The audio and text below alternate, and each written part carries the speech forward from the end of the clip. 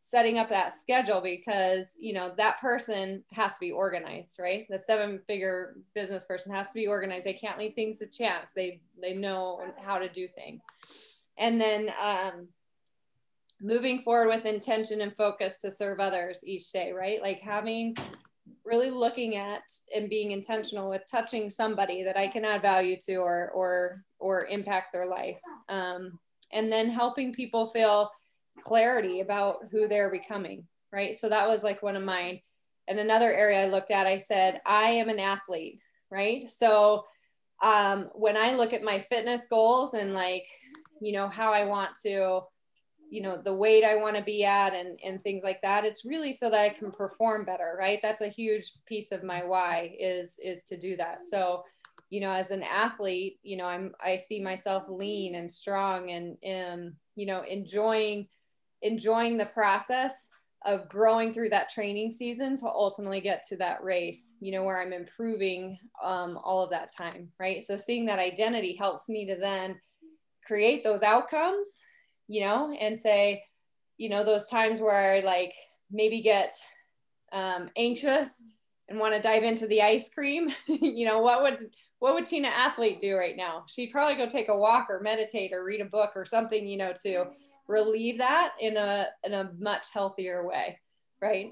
So what about you, Pascal? I know for you, it was kind of about identifying some goals, things that you wanted to work on right now.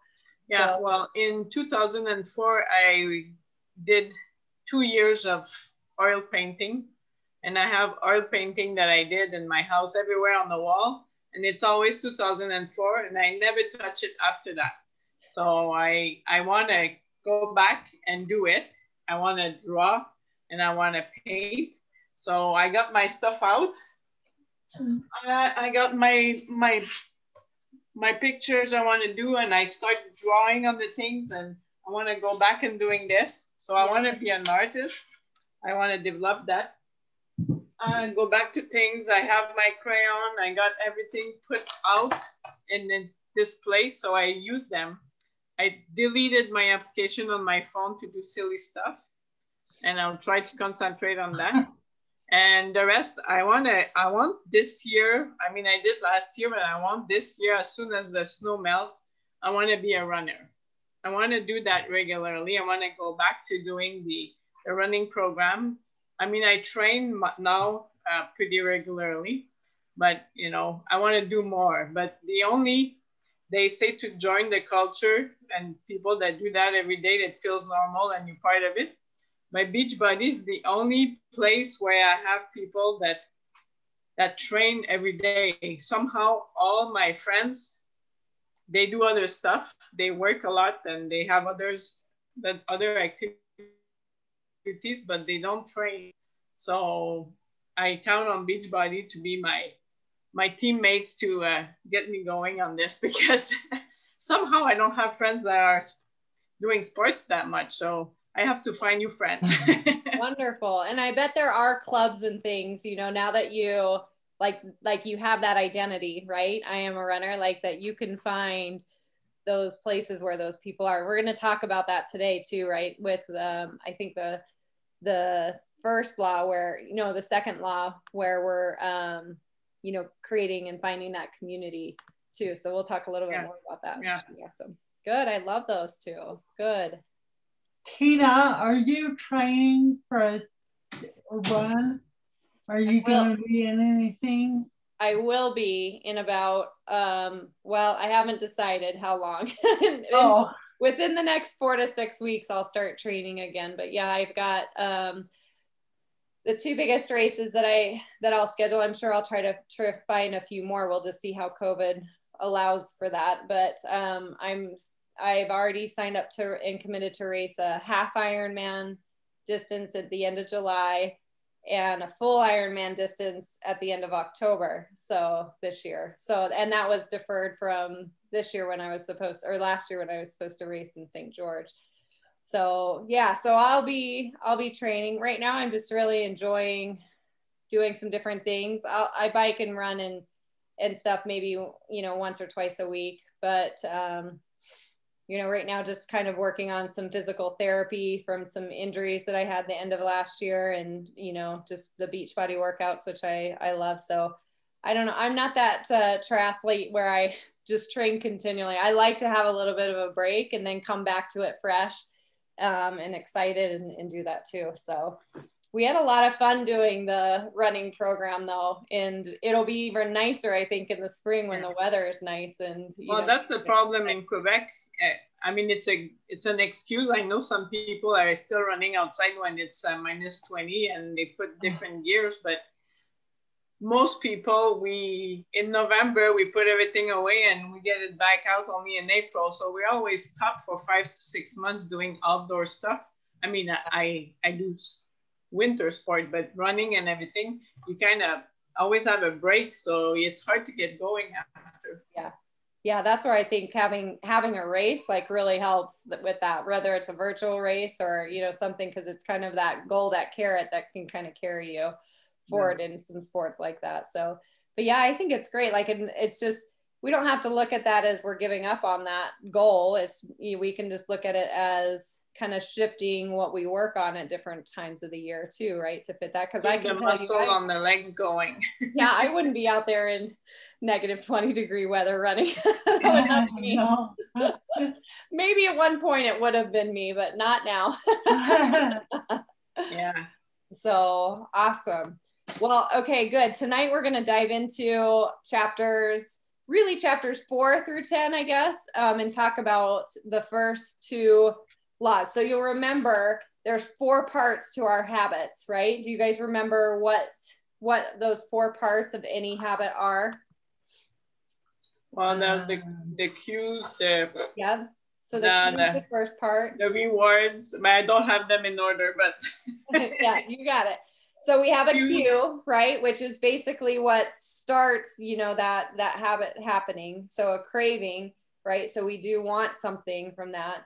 The response, so which is the behavior, what we do, and then the reward, right? What we get from doing that. So those 4 components, you know, we continually do. So the first 2 parts of that are basically kind of the problem part of that, right? Like solving, you know, what they call the problem phase.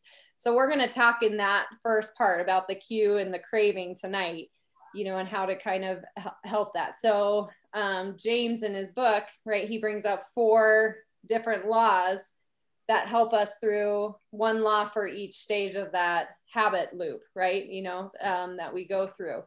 So that first part, you know, is the cue. And this first law is to make it obvious, right? So if we want to initiate a specific thing to happen, we have to recognize what is that thing that makes it happen, right? So I thought it was really interesting in chapter 4, you know, where they talked about pointing and calling. Do you remember that story where it talked about the Japanese subway system? Yeah.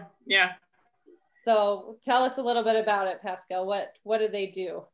Well, I don't remember the exact word, but it's like everybody on board or anything, and then they verify that there was nobody on the deck, and then they can close the doors and go.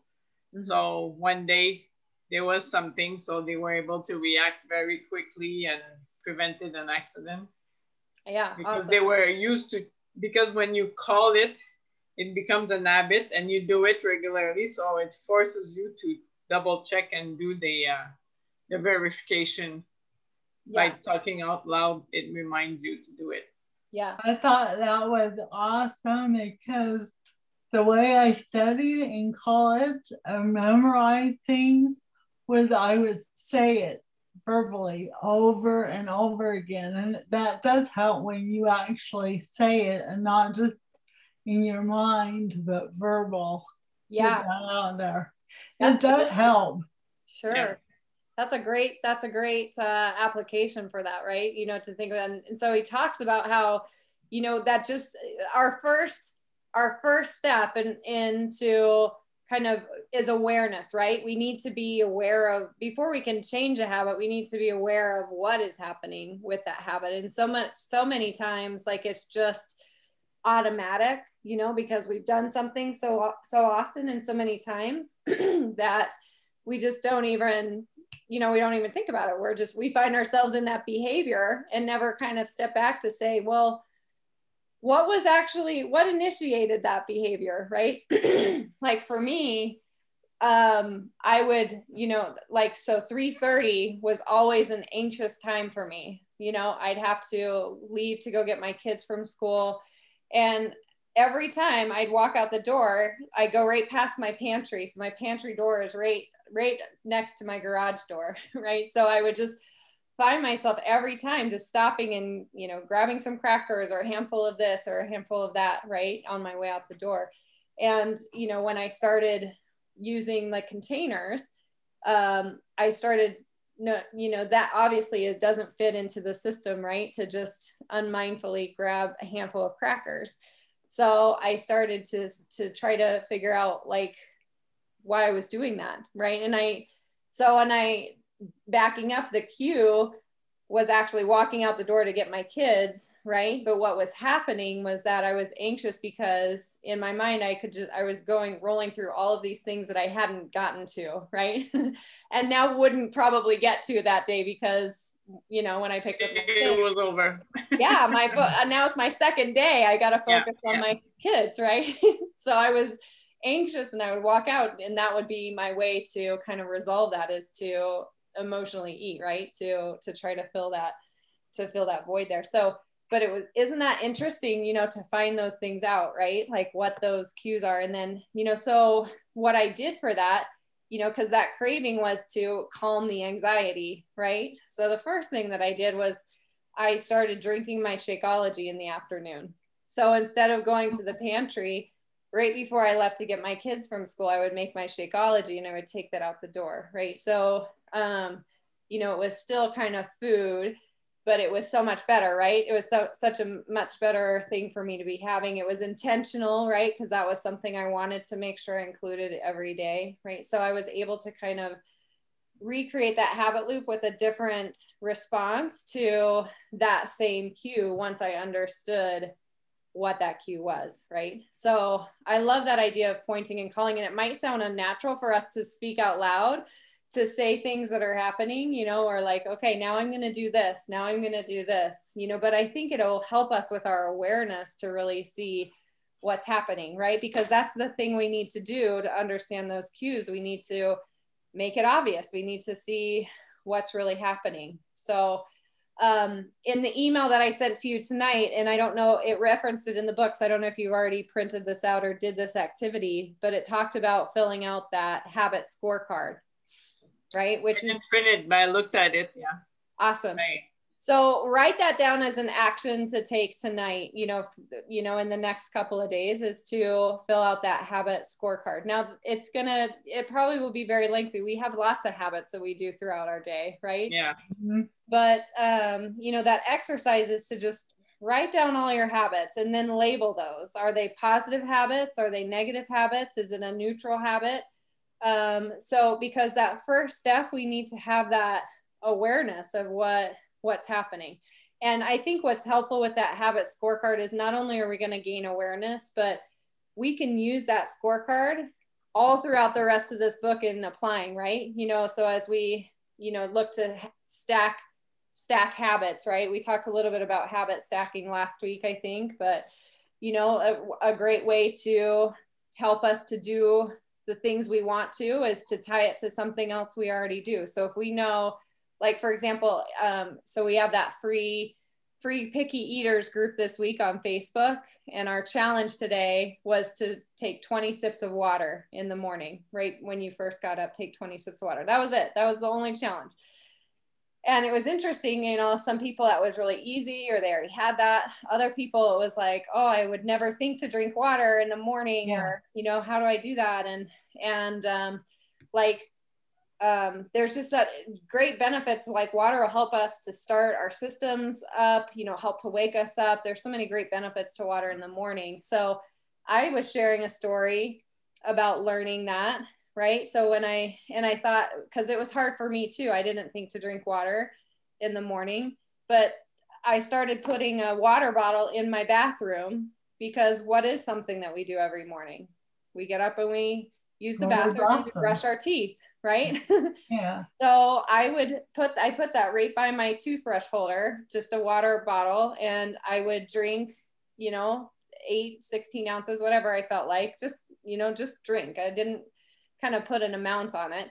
I would just have it there and would drink, and then I would brush my teeth, so then every morning I was doing that. So now it doesn't matter if I brush my teeth or not. I usually have that same because I keep it still in my bathroom, but now I just get up and drink water. It's just natural for me to get up and start drinking water and start hydrating my body. It's been dehydrating all night, right? Because we don't drink at night usually. So, so that's one really great way, knowing that that's a habit that I did regularly, brushing my teeth, that I could stack that habit on top of that. So we can use that habit scorecard, not only to see what's going well, what we want to improve, but then how can we use those good habits that we have to build on those with some of the other habits, with the things that we're going to kind of learn tonight too. So, any thoughts on that? Well, I realized I had many habits, so it'll be interesting to list them. But ever since I did the nutrition program with, what's her name? Alana? No. Yeah, To Be Mindset. To Be Mindset. I drink two 16 ounces in the morning, one plain, one with lemon essential oil. And then I drink my 16 ounces before every meal, and I drink in the afternoon. I come back from somewhere, I've been walking or something, I take water again. So I realized that just by having her telling us so often, water first, blah, blah, blah, blah, blah, I always do it now.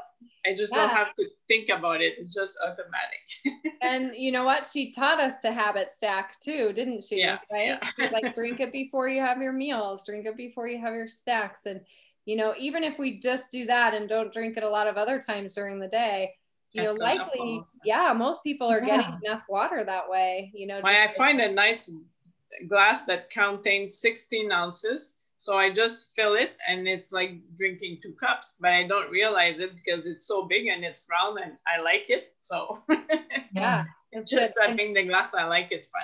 Yeah, when you find like what works, that helps too. Like I find I drink more when I drink from a straw. Me too. So, but when I have a straw, I drink more than when I just drink from a cup. So yeah, we find those little things that work. Yeah. I like, Tina, when you said that you passed the pantry before you got your kids, and so you started drinking Shakeology instead. I like how you replaced it. You didn't opt it out. You chose something else to do instead. Yeah. So my thing is, whenever I enter into the house after an errand or anything, I want to grab something because I enter in the kitchen. So it's always, no matter if I've been gone an hour, a half an hour, I want to grab something because I'm home. So because I'm home. So yeah, so I need to think of what I can do whenever I enter my house. Yeah. So chapter 6, one thing you talked about in there was redesigning your environment, right? Because sometimes if we want a different habit, but we're always in that same environment in the same way, then we can't change it. So now this might seem out of the way, Tawny, but maybe this might work for you. I'm just thinking, because you probably park your car and go in through the garage, right? So what if you walked out and walked in your front door? I could try it. Right? It's just, it would put you in a different environment, right? Like you can't change that your kitchen is attached to your garage. You're not going to change that. There's no rearranging that. But, like you can break that loop, right? By giving yourself a different cue when you walk in the front door you have the big great room, you've got the stairs maybe would just go right up to your room, right? Like, you know, you've got some different cues there too. It was interesting that those environmental changes, you know, and it might be rearranging things or where things are, and it can be good or bad, right? Like maybe you really want to, like, I know you use the Netflix and bicycling, you know, in a different capacity, but you know, maybe because if you put your stationary bike in the room where your TV was, you would get on and just have movement while you're watching TV because it was there, right? In that environment where before it was back in a corner in a room that you don't like or is dark and away from everything else. So you don't ever want to go there, you know, like, so there's ways that we can, I think, shift that environment to really kind of accommodate that. So I don't know, maybe try that, right? Hey, I'm gonna. Because it's not that I think sometimes when we tell ourselves, you know, like, and he talked about how, you know, I think in that same chapter, it's not about willpower, right? So many times we say, well, I'm just not strong enough, or I don't have the willpower to do that, when that has nothing to do with it, right? We've just, well, he said it's easier to avoid temptation than to resist it. Yes. Yeah, right. So if we create that opportunity for us to not be in that same situation, you know, it can break that, or at least give us a few seconds to decide what else to do. Like another thing that really worked with my pantry was it has a door on it. So I would just close the door. I keep the door closed almost all the time now, right? Because now to go in the pantry, I have to touch the doorknob. When I touch the doorknob, I think, why am I going in the pantry? So instead of just walking in, just touching that doorknob and thinking, why am I going in here? You know, am I stressed out, or am I really needing something for my meal? Or, you know, what am I going in here for? A lot of times I'm like, oh, I don't need to go in here, right? It's just that 1 second difference of, instead of just being in it, say, you know, just having to do something else that before I was actually in the environment brought a different trigger for me to think first and decide, am I going in here for the right reasons, right? Yeah, So I find that now that I don't have kids at home, it's a lot easier because I don't have plates that are not finished. I don't have things that I don't want to eat because I don't buy them because they're not there. So yeah, it got this part under control. yeah. And that helps too, right? Like you hear different schools of thought, you know, where people say, oh, well, you can't just take it out, you know, it's like restricting yourself. But I don't know, like I do much better sometimes. Like my mom brought over a Valentine's treat, like the Hershey Kisses, but it was like a single size. I called her last night. I said, thank you for just bringing that single size. Because if you brought a big bag, I probably would have eaten a lot more than I did yesterday, which is that single size package, right? So yeah. Well, Saturday was my husband's birthday, but we're just the two of us. We don't want to eat dessert, but I wanted to celebrate it still. So I did a cake in a mug. So one cake in the mug, and that's it. Couldn't eat twice because we only had each one. yes. Marge. Yeah, it's perfect. I love that example. It's just, that's right on point for sure. So habit stacking, that can be a technique that we can use, right? Stacking that with another one. Tanya, I was just thinking too, even like in Brendan Burchard's book, High Performance Habits, like he teaches a technique of just kind of centering yourself and being intentional about walking through a doorway. So I'm even thinking, I mean, you could try that going in the front door, but I think you could also think, you know, as you're getting out of your car, like even if you touch the doorknob to go in the garage, think, what am I coming inside to do? Right? Washing my hands, coming back with COVID stuff. Yeah. So you're touching the doorknob and thinking, where am I going when I come in? Right? Because I know when I go to the kitchen a lot of times, it's like because I'm trying to be distracted because either I am procrastinating something, or a lot of times it's just because I haven't scheduled my time well. So when I come in, I'm just like, well, I don't know what to do first, or I don't know where to go, right? So I'm going to eat something because that'll fill this time right now and I'll have a chance to think about it. So you might, either one of those might help too. Like, you know, when you are coming in, like, just how do I want to feel? What am I coming in here to do? Like visualize yourself, what you're going in the house to do next. I bet you'll bypass a lot of that feeling of, stopping and anxiousness, just because you have purpose, right? You have more purpose and intention to where you're going. So anyway. Thank you. Sorry to get you off track. No, that's perfect. It goes right with what we're talking about. Part of our habit stuff. Yeah. So, and then in chapter 5 too, so we talked about the habit stacking. He also talks about implementation intention, right? So planning when and where we want to act, right? So, and I think this is really key as well. So like he kind of gives that equation. I will do what behavior at what time and what location, right? Mm-hmm. So that can really help us as well. Did anyone kind of have any moments where they thought, oh yeah, I already do that with some habits that I have, or, oh, that would help me with such and such habit, that you're, to have a specific time and location that you're doing that? Well, like every day I walk my dog for an hour and a half.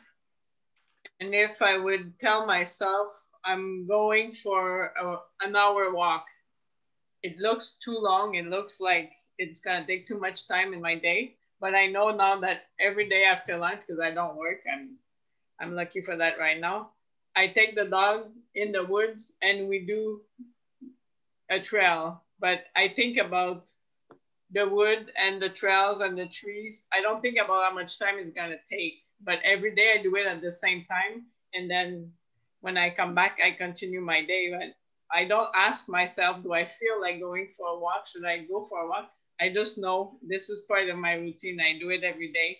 I'm going to enjoy nature. Yeah. Not I'm going for a walk for an hour. Yeah.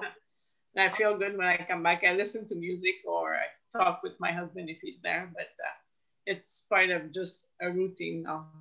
Good, right. And because you thought of that specific time and place they were going to Because I always do it at the same time, then we don't ask ourselves too many questions. We just do it. Yeah, perfect.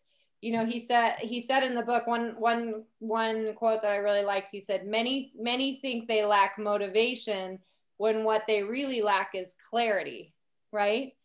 Clarity on what we're going to do or how we're going to accomplish it, right? It's great for me to have a goal. I'm going to work out every day. Right. But if I don't, and this is why I tell people so often to get out their calendars, right?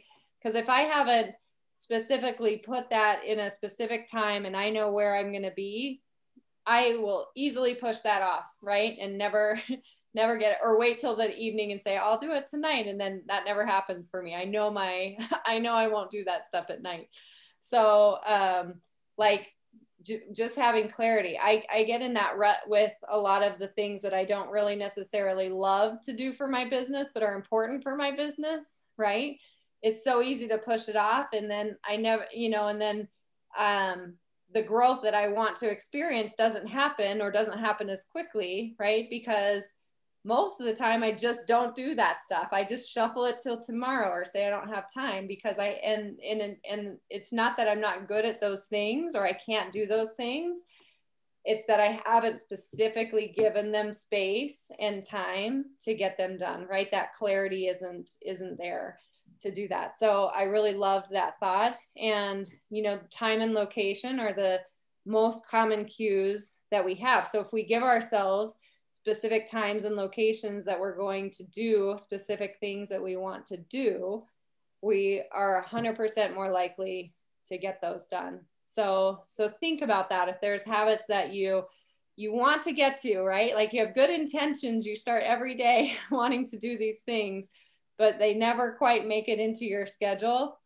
Likely that's why, right? You haven't given them a specific place and time, to be able to do that too. So which kind of, so that goes into the second law, right? Which is make it attractive. We have to be excited about getting to the things that we want to do, right? So he talks a lot about that dopamine feedback loop, right? Like how, when we get that.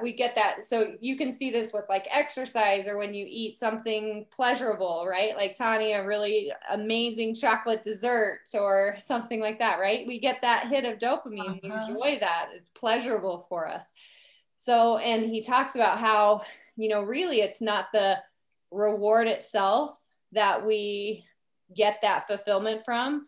It's the anticipation of the rewards, right, that get us to take action, right? So you go and pursue, you know, I would pursue my ice cream at night, right? Not because the ice cream fulfilled me, but because the act of doing that, right? Because it signified to me, okay, I'm done with the day. I made it. I deserve this, you know, and I would be excited to look forward to that every night. That's what got me to take action, you know, in moving that forward and doing that. It's a lot more exciting than drinking a glass of water. Yeah. Yes. Yeah. So it's interesting as we make some of those shifts, you know, like even I thought this Christmas, you know, one of the things I really love is just sitting down and watching the lights of the Christmas tree, right? Mm-hmm. I love to do that in the morning. And now that Aiden's a teenager, he used to like to get up with me and we would do that together, and we would have hot chocolate and watch the Christmas lights. Now he just sleeps all the time because he's a teenager, but I found myself this year, you know, with the few times that I was able to just sit down and enjoy the quiet and the lights, you know, thinking, okay, do I want the hot chocolate, you know, all the time? And, you know, but again, it wasn't the hot chocolate itself that was the reward, right? It was the anticipation of sitting down and having a warm drink and seeing the lights, right? And just having that quiet time. Like that was really what was the reward was. So I was able to re-cue that. And sometimes I wouldn't have it at all. I would just sit there, maybe put on some quiet Christmas music or something like that and enjoy the lights. A few other times I would make just a warm herbal tea, you know, and enjoy that, which is a much better option than having a hot chocolate every morning when I first get up in the morning, right? So, you know, I think that's good to know, right? Like you know, to really ask ourselves, you know, is it that dessert, or is it, you know, that Netflix show, or is it social media? Is it those things that are really the reward for us, right? Or, you know, is it just being finished with this thing, or, you know, the feeling that we get when we do this? Like those rewards really are probably different than the actual thing, the behavior that we're doing, right? So we can change out that behavior or make that shift to still get that same reward. Does that make sense? Mm-hmm. Yeah. With that? So, you know, in addition, like kind of as we look at those cues, the time and the place, he talks about temptation bundling, right? So basically saying the things that you are avoiding or that you need to do, bundle those with the things that you want to do, right? And that you enjoy doing. So that's where he gave that example of the person who needed to ride get exercise. So they needed to ride their bike so they could enjoy the Netflix show, or, you know, just doing something that you look forward to doing. So we can kind of do those simultaneously, right? Stack those habits and bundle them to give us something that you really want or that you really enjoy, right? So can you think of like a habit that you have, something that you really enjoy doing that you just brings you pleasure? Mine's exercise. I love it. And it's something that I just do. And every day, every week I have a day that I don't do it, but I plan on the day that I'm not going to do it. And I just do it regardless of if I feel like it or not. It's just something that I always have a time, no matter what, for. Awesome. Good. So can you think of something, Tani, that you need to do, but that you typically procrastinate or put off, or is hard for you to do?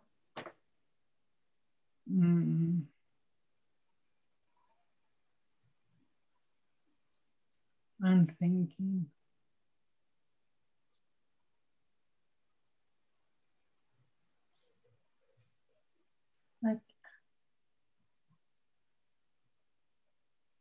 No, nothing's coming to mind. Why would you bundle it with that?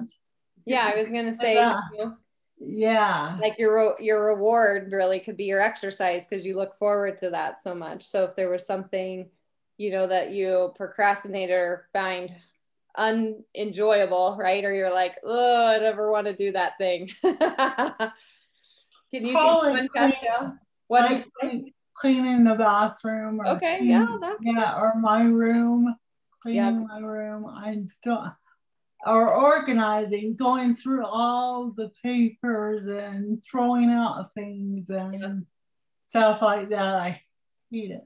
That could be really, so, like that could be something if you're like, okay, it's the new year, I want to get rid of all my old paperwork, right? Maybe you say, after I go through one file, then I'll exercise, right?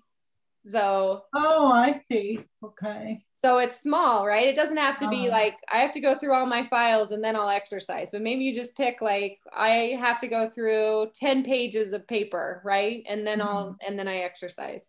So it's something quick that you can build, that helps you to get that task done that you don't want to do or that you've procrastinated.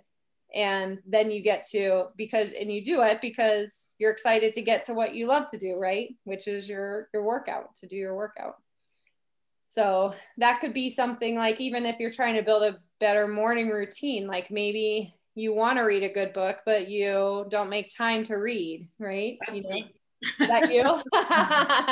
And you do love to exercise too. So maybe I love to read books, but I always feel guilty to sit with a book. Oh. I always feel like I should be doing something else because I'm doing nothing, but I'm actually doing something when I'm reading a book. But you know, now more days I'm trying to take some time in the day, because I even have an application on my phone on books I want to read and that I share with my friends, but I never get to them.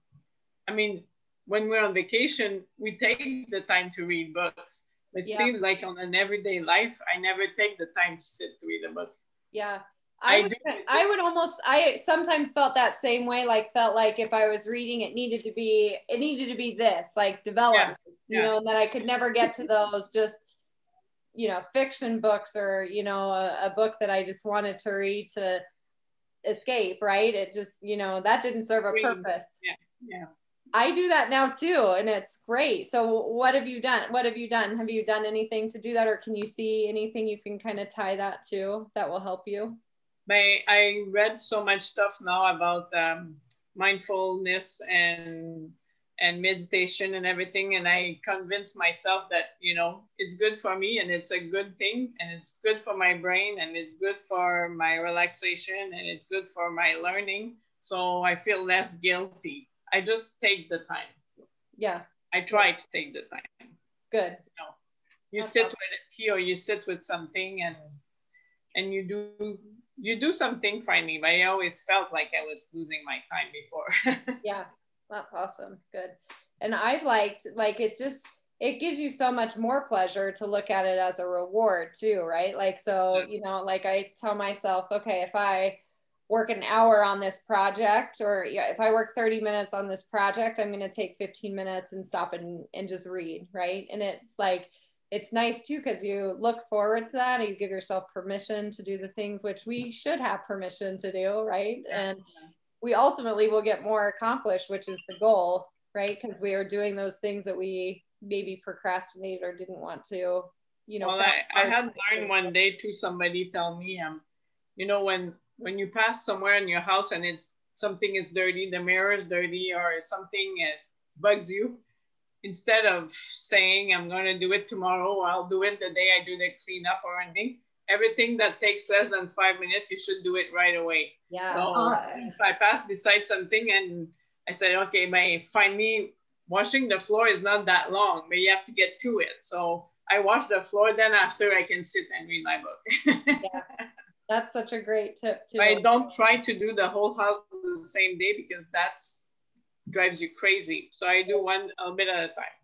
Yep, perfect. I love that, breaking that up too. So awesome. So let's kind of wrap up tonight, but I think we've talked about a lot of techniques to help us to start incorporating the habits that we want, using the right cues and using those cravings, right? Those things that we want to look forward to help us to be able to do that. Okay, so this is what I would propose as far as actions. One, that we do that habit scorecard. Okay, so fill that out with your habits. What's positive, what's negative, what is neutral, and then utilize those to, and then, you know, write down like what, as you can see, kind of the negative habits, or, you know, maybe what do you want those to be, or what are the habits that we want to create those systems for, right? Because that's what this is all about, is not just doing the thing, but creating that system that makes it work so we can do this forever, right? Mm-hmm. So, or as long as we need those habits in our life. So you can use a couple of techniques. Okay, so write these techniques down that you can kind of look at those habits you want to create. So can you habit stack, right? Is there habits you can stack on top of each other? Can you use the implementation intention, right? So the implementation intention is that you do this habit or behavior at this time in this location, right? So kind of setting that up with clarity. And then the third is temptation bundling, right? And you can habit stack and temptation bundle at the same time. I liked how he put that in the book in chapter 8, I think that is, you know, where we do those habits and then move on. So temptation bundling was after you do the habit that you need to do, right? So Tani, you know, I need to go through 10 pages of paper in my files, then I will habit that you want to do, right? So after I do the habit I need to do, I will do the habit that I want to do, something that habit that you look forward to. So let's see what we can use those 3 laws for, or those 3 techniques for, right? Within these first couple of laws that will help us to see if we can create more movement on these things that we want to be doing. So, and Tani, I'm excited to hear what you do about that kitchen cue. Because I know you're going to try a couple of things, and I bet yes, I am. That will really work and be great. Finally, I'm very lucky. My garage doesn't go in my kitchen. Oh, you are very lucky. Yeah.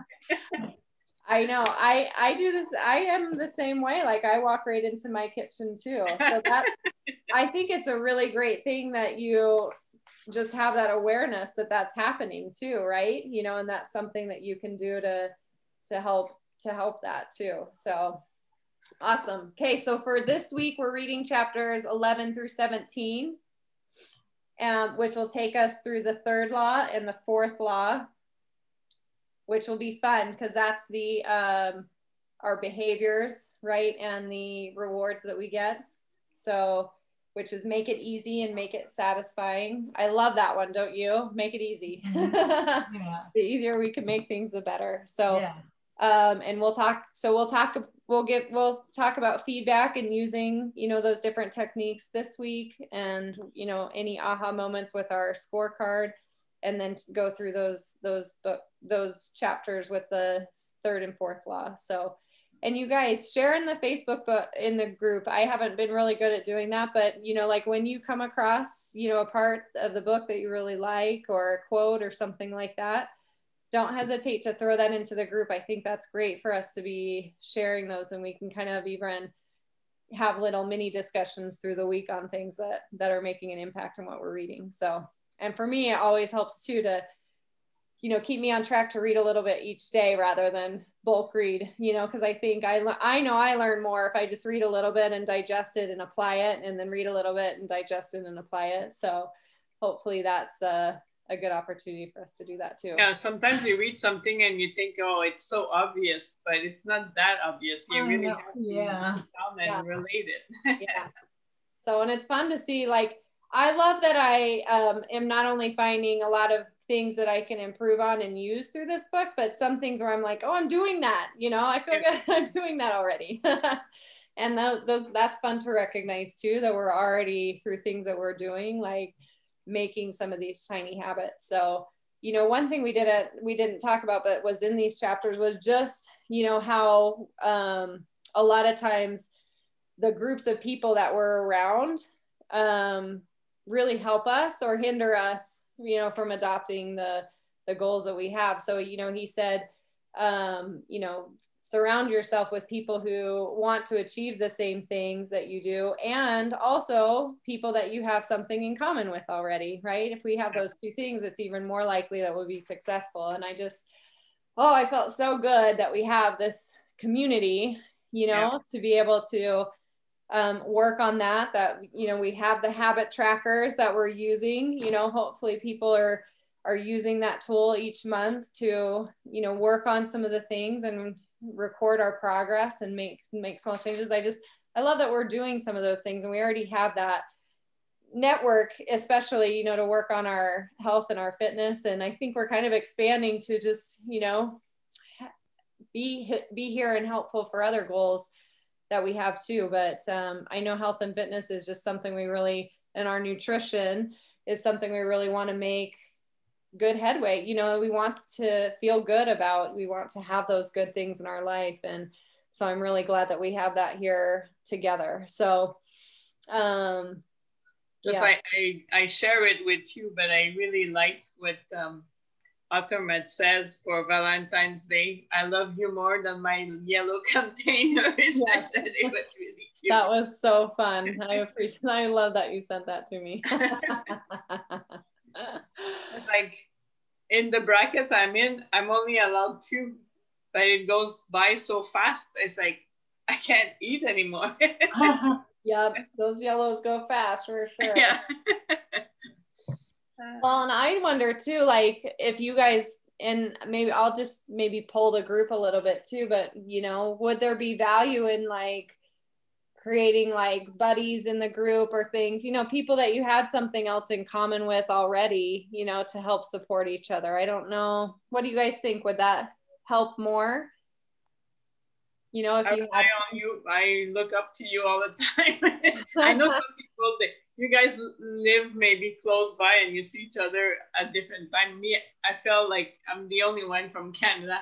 I'm very happy, but I don't know how I end up with an American coach, you know, but it's perfect. It works out really good. But everybody I know around in Montreal, they all have a Montreal coach. Canadian coach. With me, they just sent me to Utah. It was meant to be. Well, good. I love having you. So, and we'll visit each other as soon as this is all over, and that will be fun. Can open the borders. It's unbelievable that it's been closed for so long, though. I know. You would have never thought that possible. I wouldn't have thought for sure. Yeah. Yeah. So anyway, we'll think on that. I'm going to ask the question in the group, you know, if that would be something helpful and motivating, because, you know, again, just having that support, I think is really helpful, you know, and having it on a larger level is good. And I think having it in smaller groups or smaller levels is helpful, you know, at times too. So from the application, the Beachbody application, you know, I tried to fill it up as often as I think about it for the water and the food and everything, but I cannot see like a summary of anything. But you as a coach, do you see like more put it together? Because we do it every day, but at the end of the week, I don't see what it looks like. So you can see some of that for yourself. Well, I have to backtrack one day at a time, but I don't see a picture.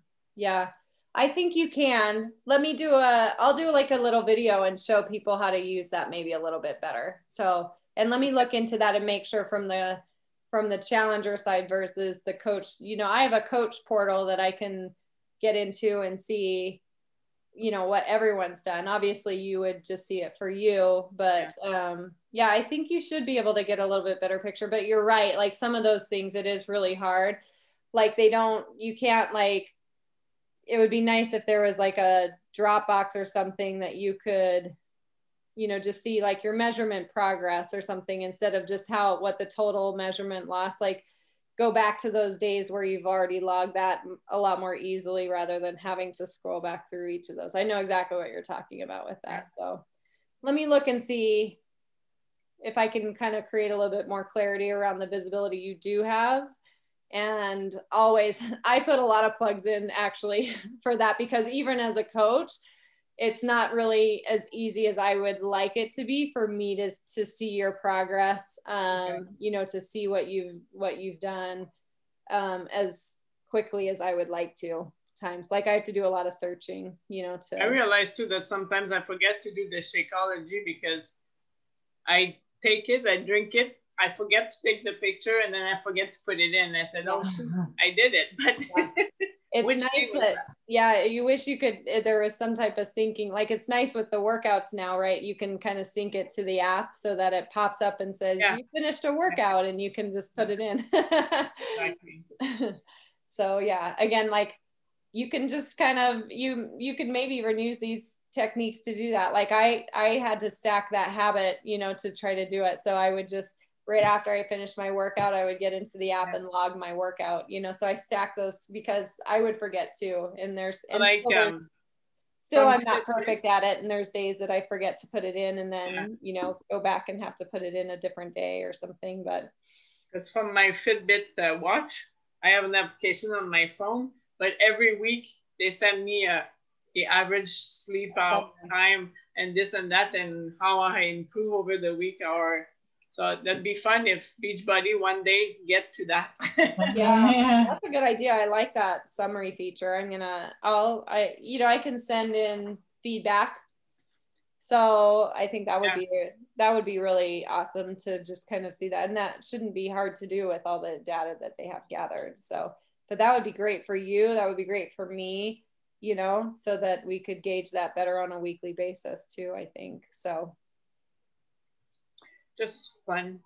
I mean, I just find out a couple of months ago that I could see my previous picture, because on the phone you can't. On some application, if you're on a real computer, you can go to your progress stuff, but on my phone I can't.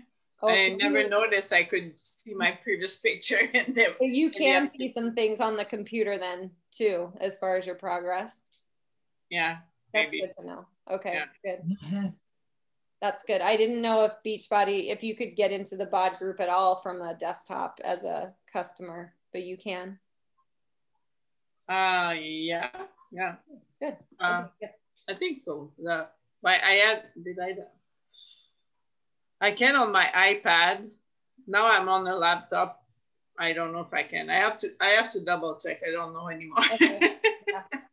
Check and see if you can. So, because I don't know if there's a desktop application to be able to get into it. Because I have a girl and she doesn't have a smartphone, Elizabeth, in our group. So luckily she's a coach, so I can give her administrative access where she can go into the desktop, but I don't think as a customer, I don't think customers would have access to it. So you might, but I don't know if you would unless I assign you as a coach for the group, you know, because you have a coach both of you have coach memberships. Yeah.